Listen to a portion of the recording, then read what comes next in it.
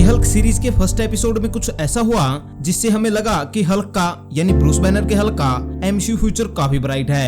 MCU में Hulk के character का डेवलपमेंट ना के बराबर हुआ है, जिसका इकलौता रीजन हल्क के डिस्ट्रीब्यूशन राइट है। मार्वल हल्क को ओन जरूर करता है, पर सोलो लाइव एक्शन मूवी में हल्क को दिखाने के लिए मार्वल को यूनिवर्सल पिक्चर्स की परमिशन लेनी पड़ती है, और इसी वजह से हल्क की अभी तक एमसीयू में एक ही सोलो मूवी आई है। पर 2023 के बाद से हल्क के कंप्लीट राइट है मार्वल के पास आ जाएंगे, जिसके बाद मार्वल हल्क पर मनचाही सोलो मूवी बना सकता है, जो कि मार्वल करेगा भी, क्योंकि हाल ही में रिलीज हुए सी हल्क के एपिसोड 1 में हमें स्कार प्लैनेट से रिलेटेड कुछ देखने को मिला, जो कि शायद से वर्ल्ड वॉर हल्क मूवी को सेटअप करेगा।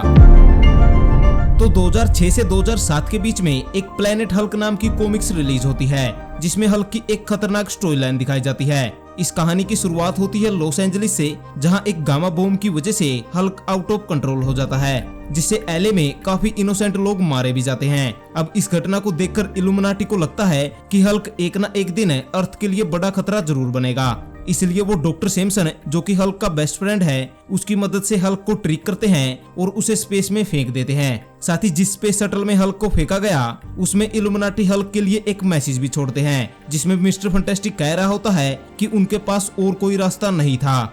अब हल्क स्पेस में ट्रेवल करते करते एक स्कार नाम के प्लेनेट पे गिरता है। इस प्लेनेट के राजा को रेड किंग कहा जाता है, और इस रेड किंग की एक कायरा नाम की लेफ्टिनेंट होती है, जो कहानी में आगे इंपॉर्टेंट रोल प्ले करेगी। तो रेड किंग इस प्लेनेट पे एक अरीना बैटल करवाता है, जिसमें यूनिवर्स के अलग अलग बींग एक दूसरे से फाइट करते हैं, और रेड किंग इन सबको ओबेडाइन डिस्क से कंट्रोल करता है। तो अब हल्क भी इस प्लेनेट पे आ चुका है, इसलिए उसे भी अरीना में उतारा जाता है। लंबे टाइम तक अरीना में फाइट करने के बाद हल्क यहाँ काफी पॉपुलर हो जाता है। साथ ही हल्क यहाँ वॉरबॉन्ड नाम की एक टीम भी बनाता है, जिसमें मीक, कॉर्क और हेरियम जैसे अरीना फाइटर होते हैं। तो अब एक दिन होता यूं है कि हल्क अरीना में सिल्वर सर्फर से फाइट करता है। इस फाइट के दौरान हल्क सिल्वर सर्फर की ओबेडाइन डिस्क को तोड़ देता है, जिससे सिल्वर सर्फर की पावर अनलॉक हो जाती है। जिसके बाद अपनी पावर से सिल्वर सर्फर यहाँ सारी ओबेडाइन डिस्क को डिस्ट्रॉय कर देता है। साथ ही जब वो स्कार प्लैनेट को छोड़कर जाने लगता है, तब वो हल्क को इनवाइट करता है कि वो उसके साथ चले, वो उसे अर्थ पे छोड़ देगा।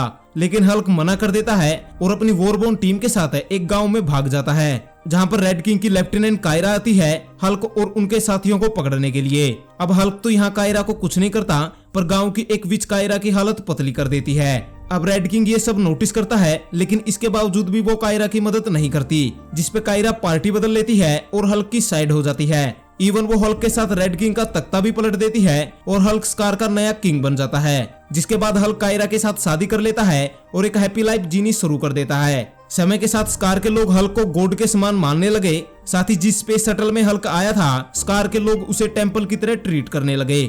लेकिन स्पेस शटल से छेड़खानी की वजह से उसमें एक विस्फोट होता है, जिससे वो पूरा गांव और हल्क की वाइफ कायरा मारी जाती है। हल्क को लगता है कि इल्यूमिनाटी ने ही स्पेस शटल में कुछ ऐसा किया था जिससे इसमें ब्लास्ट हुआ, इसलिए वो इल्यूमिनाटी से बदला लेने के लिए अर्थ की तरफ चल पड़ता है। अब यहीं पे प्लैनेट हल्क सीरीज खत्म हो जाती है और वर्ल्ड वॉर हल्क सीरीज शुरू होती है, जिसमें हल्क इल्यूमिनाटी से बदला लेता है।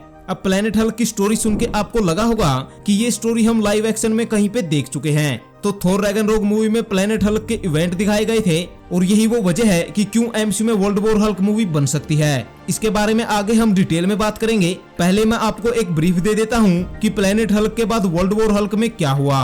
तो अर्थ पे पहुंचकर Hulk Inhuman, X-Men, New Avengers, Illuminati, Hercules, Black Bolt और अपने दोस्त डॉक्टर सैमसन से बदला लेता है। साथ ही हल्क वॉरबॉन्ड की मदद से न्यूयॉर्क में तबाही मचाता है, लेकिन सेंट्री हल्क को इतना मारता है कि वो ब्रूस बैनर की फॉर्म में आ जाता है, जहां मीक ब्रूस बैनर को मारने की कोशिश करता है, लेकिन बैनर बच जाता है और वापस हल्क बन जाता है। जिसके बाद मीक रिवील करता है कि स्पेस शटल में ब्लास्ट की वजह इल्यूमिनाटी नहीं है, रेड किंग के लोगों ने ही हल्क से बदला लेने के लिए स्पेस शटल को तबाह किया था। और मीक ने हल्क को ये बात इसलिए नहीं बताई थी क्योंकि वो चाहता था कि हल्क स्कार पर और अर्थ पर सब कुछ तबाह कर दे।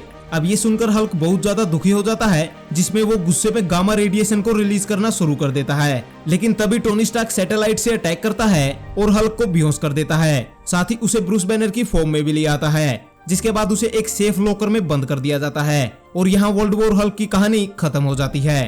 तो अब एमसीयू में हमें वर्ल्ड वॉर हल्क की कहानी ही दिखाई जाएगी, क्योंकि प्लैनेट हल्क की स्टोरी हम पहले ही एमसीयू में देख चुके हैं। साथ ही सी हल्क के एपिसोड में वापिस से सकार की शिप का दिखना कहीं ना कहीं ये टीज कर रहा है कि हल्क की कोई हिस्ट्री है जो खुद हल्क को भी नहीं पता। ऊपर से रियल हल्क को हमने आखिरी बार स्कार पे ही देखा था, जहां ब्रूस बैनर कई सालों तक हल्क बना रहता है। इसी वजह से हल्क बोलना भी वहीं पे सीखता है और यही डेवलपमेंट शायद वर्ल्ड वॉर हल्क को पैदा करे, क्योंकि ब्रूस बैनर को ये नहीं पता कि उन सालों में हल्क ने क्या क्या किया है। तो आई थिंक हल्क के कैरेक्टर को डेवलप करने के लिए मार्वल 2023 के बाद हल्क को वर्ल्ड वॉर हल्क बना ही देगा, जो कि हल्क डिजर्व भी करता है। और ये और भी बेहतर होगा अगर सी हल्क सीरीज में उसे सेटअप किया जाए, क्योंकि आफ्टर ऑल मार्वल ये जानता है कि फैंस को स्मार्ट हल्क पसंद नहीं आ रहा। तो आई थिंक फ्यूचर में हमें वर्ल्ड वॉर हल्क दिख ही जाएगा।